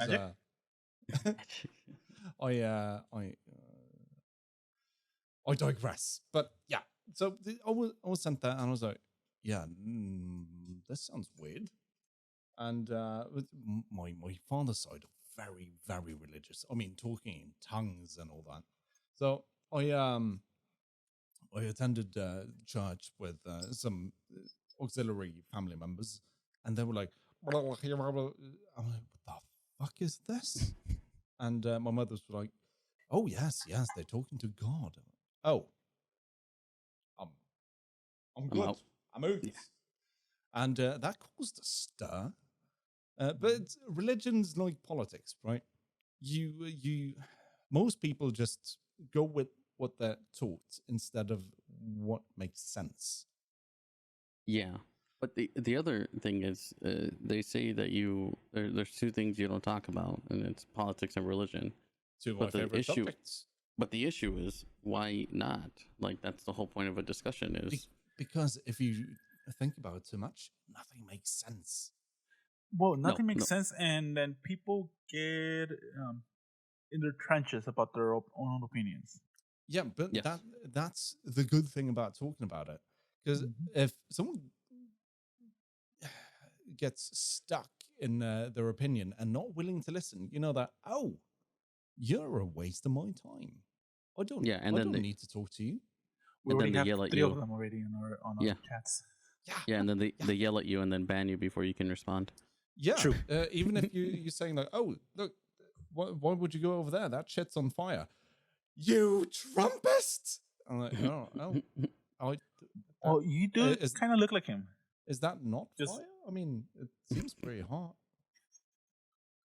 No. Yeah. So, yeah, people are the worst. Yeah. It's just, there's people that end up being closed-minded on, on certain issues. And that's the thing, too. It's like, even with politics, right? Like, I don't swing one way or the other.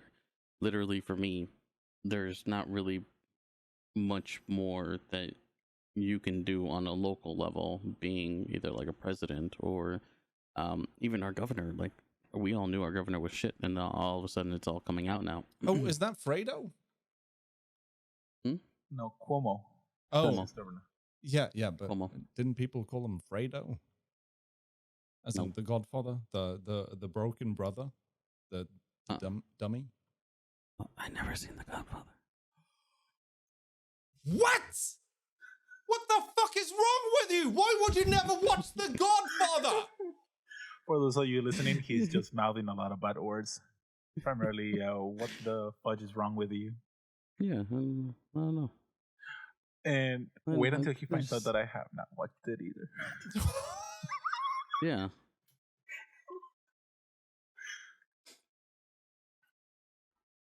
Yeah, I don't know. I just he's still rambling. It's okay. He's all right. I think he might pop a blood vessel if he continues. Yeah. He's turning red. It's a staple of cinema! See, the thing is, we grew up with like Blood In, Blood Out, and like American Me. And don't forget those Mexican movies as well. Yeah, he's gone now. He left. And he's gone. Yeah, he left. He's over. Chair stream. Okay.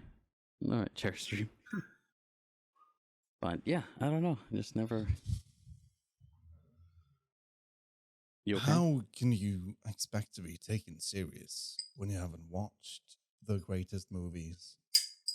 Well, apart from the third one. Yeah, no, never interests me. Well, you need to watch never had the opportunity to watch it. Well, they're on Netflix, Hulu, Prime, whatever. Just watch it before the next stream and let's talk podcast and let's talk about them. I guess if I have time. You have time to go listen to some backyard podunk 90s band that no one's ever heard of. But you don't have time to watch the 2 greatest pieces of fucking cinema in the last 40 bloody years. It's on Peacock and it's on Amazon Prime and YouTube for $2.99. Well, don't support NBC, but watch it on Amazon Prime. I didn't know that they made a second Clockwork Orange. Well, yeah, all right, fine. There are pieces of cinema that get up there, but please do watch. Maybe The Godfather. It's if I have time. 1 and 2, right? 1 and 2. Yeah, the third one. I don't know. No. If I have time, I'll watch it. I gotta rewatch the Transformers. Now I'm gonna look like a bad movies. Mexican. I have never seen Scarface. What? What do you mean? Oh, Are you putting Mexicans and Cubans in the same boat? Hispanics, yes. They're generally grouped together. Love, they're generally grouped together. A lot of on my town, they still wear their shirts. Oh yeah. Oh, I don't know. Scarface was okay. Scarface was a good movie. All right, so I guess we found my trigger. It's not religion. It's not politics. It's a Godfather. It's unwatched movies. It's unwatched movies. All right, so yeah. Hey, good thing though. My heart can withstand 200 beats per minute. Nice. It's a good thing. That's good. I like that. The watch died, but last I saw it was 200. Okay, so how about this? We'll watch The Godfather this week. Mm-hmm. Jesus. Looking at you. And then I guess we can talk about it next time. Nice. But we all agree she's not the arsehole, and I wish I had a mother like that. Yeah. My mother, definitely. Let's talk about, because that sounds like a great mother, just defending her child's religious choices, or none, the lack thereof. Yeah. I mean, I used to fight, as you know, and my mother was like, no, I don't like fighting, but I'll let you do it. I'm like, all right, fine. So I did Wait, that like boxing? Sorry? Like boxing or just like street fighting? Oh, nice. Okay. Yeah. So I did that for a couple of years, and I became Nordic champion. But that competition was in Sweden. So I came back with the medal and trophy and all that. And she was like, "Oh, okay, so, all right, fine." And then the Norwegian championships were held, not kidding, 200 meters from our house. I was like, "Hey, Mum, would you like to come see?" She was like, "Nah, I'm good." Bitch. Fuck that. I mean, that's what I mean. I would much rather have a mother who stood up for me like that. Mm-hmm. Yeah, definitely. Yeah, my mom actually fought all of my aunts because we were in Mexico once. Not physically, verbally. Yep. So me and my cousins weren't the greatest when we were together, and we got on a rooftop and we thought the house next door was empty. Oh. And something ended up where the toilet was broken in their house. Then it turns out that the neighbor came over, started yelling. We're just like, well, I don't know what happened. So then everyone just started blaming me. Everyone started blaming me that it was like my idea and that I did it, and their kids don't do wrong and all this other stuff. And my mom fucking lit them up, and we left. We just left. We're just like, okay. But that's one of the reasons why I don't really talk to. I don't know if it's any family, but most of my family is like two-faced, and I hate that. I hate people that are not, if you're gonna be someone, if you're gonna, act a certain way, then act it all the time. Don't try to pretend like we're friends, or don't pretend like just because we're family we have to play nice to each other. Like, I don't talk to a good majority of my family, just because it's like I don't have time to waste on on useless arguments and trying to convince people that what they're doing is wrong. So I don't know. Agreed. See, that's the thing, which has me alienate a lot of people. If I think you're wrong, I'm gonna say like, that I don't understand that. Would you mind explaining it? And that leads to a whole bunch of issues. Yeah. I don't know. Family's weird. People think that you have to. People think that you have to be with them. You have to support them, no matter what, because they're your family. But no, see, friends are is the family you choose. Yeah. Blood is thicker than water. Do you know the entire saying, right? Mm-hmm. Yeah. It's not about family. No. Blood of the covenant is thicker than water of the womb. Which is very true. Yeah, and in most cases it's very true. But there's some people that think that no matter what, you have to support your family in their wrongdoings. And I'm like, cunts like Vin Diesel. Well, Vin Diesel is family. I'm waiting it's all about family with Vin Diesel. Yeah, it is. Yeah, I'm waiting for his children's book to come out. Oh, yeah, F is for family. Hey, isn't that Bill Burr's show? Yeah, he's got. F is for family on Netflix. That's Bill Burr's yes. show. Yeah. I did see that. That was actually really good. That's a really good show. Good. I love him. Yeah. I like that. He can go on some epic rants. Sweating in here. Yeah, that's okay. Me too. Should we end it right there and pick up with your newfound cinema knowledge on Saturday? I'll watch it, but I can't guarantee that I'll like it. This is fine. Okay. I'll watch it with an open mind. Thank you. That's all I ask. But sit down with a notepad. It's going to take like 8 hours. This is fine. Okay. How long is the movie again?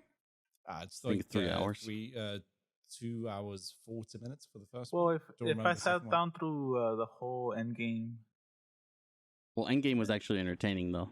And all the 9 movies of Star Wars. And all the 8 movies from Harry Potter. I think I can do that one. Yeah, but you're talking about actual good movies of Star Wars. Well, counting the special? No. You mad. No one watched the Christmas special. Well, we all did, but we don't want to admit it. Yeah. And all the standalone movies as well? Rogue One, can we just talk about Rogue One? I love that. Yeah. I thought Rogue One was a good movie. It was amazing. You know, it was a Norwegian girl who played Carrie Fisher's role. He doesn't remember. Leia. Oh God. I forgot. I was about to unfriend you, unfollow, and block you completely. Really sorry. I completely forgot Princess Leia. Her name. I was like, Queen Amidala? No, we forget her. Padme. I forgot. Oh, hold on. Padme? Oh, yes. Jesus is bringing down his lightsaber. Nice.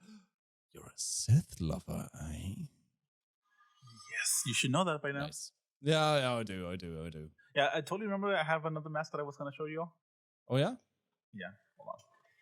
All right, so he's getting his gimp mask. Skip. Oh, that is very close to a gimp mask. You just need the gag ball. Yeah, too much. It's already breathing. built into the mask. Oh, wow. You put that on before. Yeah. Okay. Well, guys, I will see you, on my stream, on your stream. When do you stream, Malo? Me, Tuesdays and Thursdays from 8 to 12, and then Saturdays from noon to 3 Eastern. Jesus, do you have a set time? I'm setting out to 9 to 11, Monday through Friday. Sweet. Nice. And I'll be on Monday, Wednesday, and Friday, 7 p.m. European time and 1 p.m. Eastern.